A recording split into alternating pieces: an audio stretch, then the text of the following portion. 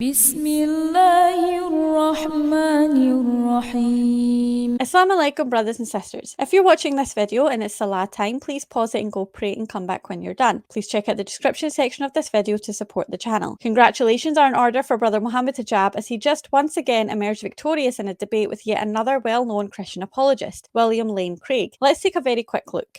Dr. William Lane Craig has not admitted openly to the audience that his view of the denial of the eternal begotten Son, which is the second person of the Trinity, is a view that was not held by all of Christianity until the 17th century. So he disagrees with Protestant Christianity. He disagrees with Eastern Orthodox Christianity. He disagrees with the Catholic, and he agrees with who he calls Muhammad. He agrees with the Qur'an on this specific issue. So he has to now admit to the audience freely and openly, yes, you say, I believe what the Qur'an states is more coherent than what Christianity said for 17 centuries. Please say that. No Christian is obligated to believe it. As a Protestant, I bring even the creeds before the bar of Scripture. Now, in terms of agreeing with what the Quran says, of course I agree with lots that the Quran says. I don't maintain that the Quran is 100% false.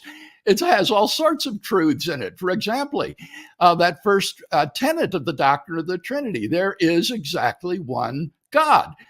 Islam is a monotheism, as is Judaism and Christianity. So I agree with lots of things in Islam.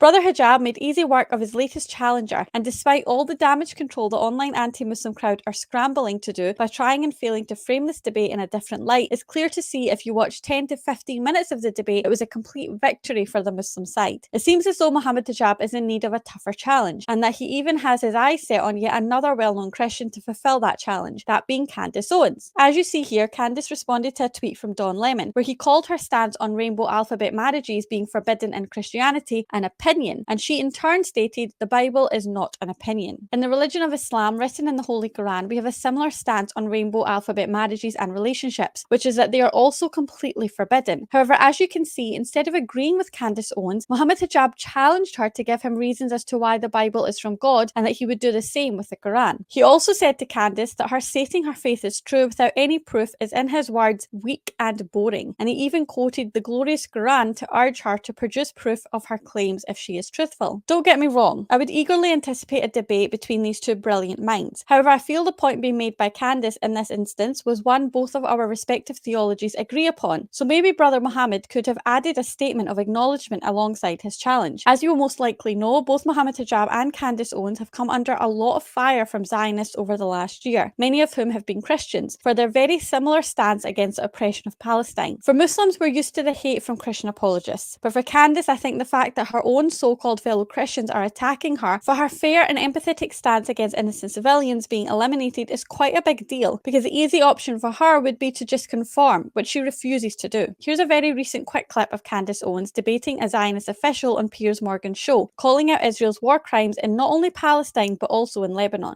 Candace, your reaction to this extraordinary operation, seemingly led by Mossad, ordered by Netanyahu, right across Lebanon. 2 children are reported to have been killed in this operation, who were clearly civilians and not Hezbollah. That's reported by the Lebanese Health Authority, which is not Hezbollah.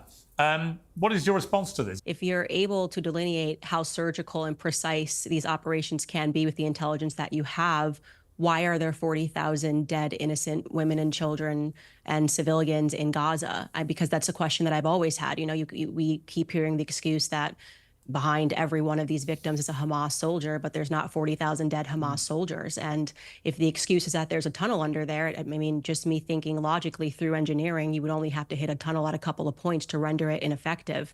So I'm just interested in why you guys can perform surgical procedures, but seemingly not in Gaza, where it looks like just an absolute war zone, and buildings and hospitals and children and women are dead. After they attacked us on October the 7th. I but by all means. I didn't issue a condemnation. I didn't issue a condemnation. I asked you a question and you just delivered me the same talking points that we always hear, and you didn't actually provide me an answer. I actually if did. You are I gave you able an to go into a explanation. foreign country, you guys you have control over the Gaza Strip, right?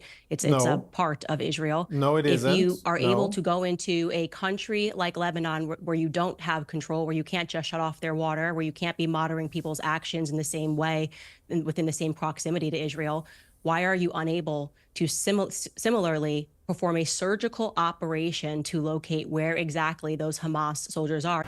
Respect to her for once again having the courage to speak up against injustice. Again, as much as I would like to see Mohammed Hijab and Candace Owens debate about Islam and Christianity, at the moment I would much rather prefer them to collaborate and have a conversation about the evils of Zionism and how both of their vast followings can combat that destructive ideology that poses a threat to both our respective faiths. May Allah subhanahu wa ta'ala make it easy for the people in Lebanon and Palestine, both Muslim and Christian, and help end the injustices being carried out by the extremist monsters in the Israeli government and military. Thank you for watching. Make sure to join my free Telegram group via the link in the description, where we as Muslims can speak freely and without censorship about issues like this. And remember to like, subscribe and become a channel member for access to exclusive content. Until next time, inshallah, Jazakallah khair. Allahu Akbar, Allahu